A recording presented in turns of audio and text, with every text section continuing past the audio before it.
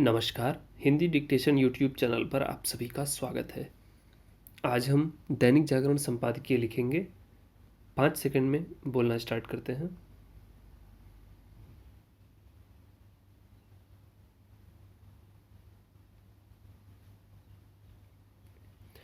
देश के कुछ हिस्सों में कोरोना संक्रमण के बढ़ते मामलों को देखते हुए केंद्र सरकार ने राज्यों को यह जो परामर्श दिया कि स्वतंत्रता दिवस संबंधी आयोजनों में भारी भीड़ एकत्र करने से बचा जाए, उस पर न केवल राज्य सरकारों बल्कि उनके प्रशासन को भी ध्यान देना चाहिए। इसके साथ ही आम जनता को भी नए सिरे से सतर्क हो जाना चाहिए, क्योंकि केंद्र सरकार ने लोगों से भी यह अपील की है कि वे मास्क पहनने के साथ संक्रमण से बचे रहने के अन्य उपायों को अपनाने में हीला हवाली न करें। इस सबके साथ ही यह भी अपेक्षित है कि लोग सतर्कता डोज लगवाने के मामले में तत्परता का परिचय दें। ऐसा इसलिए प्राथमिकता के आधार पर किया जाना चाहिए क्योंकि दिल्ली, केरल, कर्नाटक, महाराष्ट्र आदि राज्यों में कोरोना संक्रमण के मामले बढ़ रहे हैं।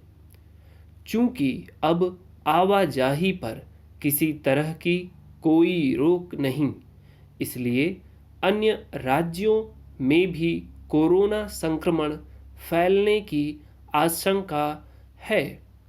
इस आशंका को निराधार नहीं कहा जा सकता, क्योंकि प्रतिदिन संक्रमित होने वाले लोगों की संख्या 16,000 के ऊपर पहुंच गई है। शायद यही कारण है कि दिल्ली समेत कुछ और राज्यों ने कोरोना संक्रमण पर लगाम लगाने के लिए कई तरह की पाबंदियों को दोबारा लागू करना शुरू कर दिया है। यह ठीक है कि इतनी बड़ी आबादी वाले देश में कोरोना के सक्रिय मामले 1.25 लाख के करीब ही हैं और फिलहाल संक्रमण की चपेट में आने वाले पहले के मुकाबले कहीं जल्दी उबर जा रहे हैं। लेकिन इसका यह मतलब नहीं कि यह मान लिया जाए कि कोरोना वायरस से पीछा छूट गया है। उसके संक्रमण की गति कम अवश्य हुई है, लेकिन वह थमी नहीं है। ऐसे में यह आवश्यक है कि कोरोना संक्रमण से बचे रहने के लिए सतर्क रहा जाए। कम से कम भीड़ भाड़ वाले स्थानों में तो ऐसा अवश्य किया जाना चाहिए। यह किसी से छिपा नहीं कि सार्वजनिक स्थलों पर मास्क का उपयोग लगातार कम होता दिख रहा है। जब यह तय नहीं कि देश दुनिया को कब तक कोरोना के साए में रहना पड़ेगा, तब सतर्कता का परित्याग करना एक तरह से संक्रमण को निमंत्रण देना है। निसंदेह यह भी आवश्यक है कि उस सुस्ती का परित्याग किया जाए जो कोविड रोधी टीके की तीसरी डोज यानी सतर्कता डोज लगवाने के मामले में दिखाई जा रही है।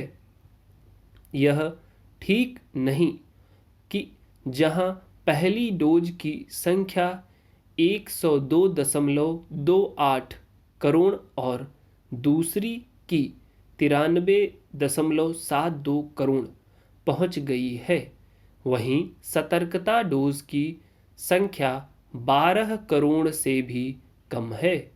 यह स्थिति तब है जब सतर्कता डोज मुफ्त लगवाने की सुविधा प्रदान कर दी गई है। इस सुविधा का लाभ उठाया जाना चाहिए। सामान्य वर्षा अनिवार्य है, लेकिन भारी वर्षा और बादल फटना अत्यंत खतरनाक है। यह बड़ी क्षति पहुंचाता है। हिमाचल प्रदेश में इन दिनों भारी वर्षा हो रही है और कई जगह बादल फटने की घटनाएं घट रही हैं। कुल्लू जिले में भूस्खलन से नानी व दोहती की मौत हो गई। मंडी जिले के सुंदरनगर में मकान पर मलबा गिरने से महिला व उसके 2 बेटे घायल हो गए। शिमला जिले के ब्रेटली गांव में मलबा गिरने से मकान ढह गया और परिवार के 5 सदस्य उसमें दब गए। दुखद है कि उन्हें सुरक्षित निकाल लिया गया। वीरवार को प्रदेश भर में हुई भारी वर्षा से कई क्षेत्रों में यातायात बाधित हुआ, जबकि बिजली व पेयजल आपूर्ति प्रभावित हो गई। कई जगह जलभराव भी हुआ है। सड़कों पर पेड़ गिर गए हैं व कई कच्चे मकान भी गिरे हैं। किसी भी आपात स्थिति से निपटने के लिए प्रशासन के साथ सभी विभाग सक्रिय हैं। आपदा कहीं भी और किसी भी समय आ सकती है, लेकिन यह समझना आवश्यक है कि ऐसी स्थितियां क्यों उत्पन्न हुई हैं, कहाँ कमी रही है, क्या आपदा पूर्व प्रबंधन नहीं हो पा रहा है, अनियोजित विकास और नियमों की अनदेखी के कारण भी क्षति अधिक हो रही है। इसमें मानवीय चूक भी प्रमुख कारण है। अत्यधिक वर्षा से जलभराव हो सकता है, किंतु कई जगह लोगों ने अतिक्रमण कर रखा है। नालियां व नाले सकरे हो गए हैं। नदियों के किनारे अंधाधुंध निर्माण हुआ है। अवैध खनन के कारण नदियों का बहाव भी प्रभावित हुआ है। पहाड़ों के काट कर निर्माण हो रहे हैं। निर्माण से पहले यह भी नहीं देखा जाता कि पहाड़ की बनावट कैसी है, वहाँ पर कितना और कैसा निर्माण किया जा सकता है। पहाड़ों को काटकर सड़कें निकाली जाती हैं, लेकिन उनकी कटिंग कैसी होनी चाहिए, इस पर ध्यान नहीं दिया जाता।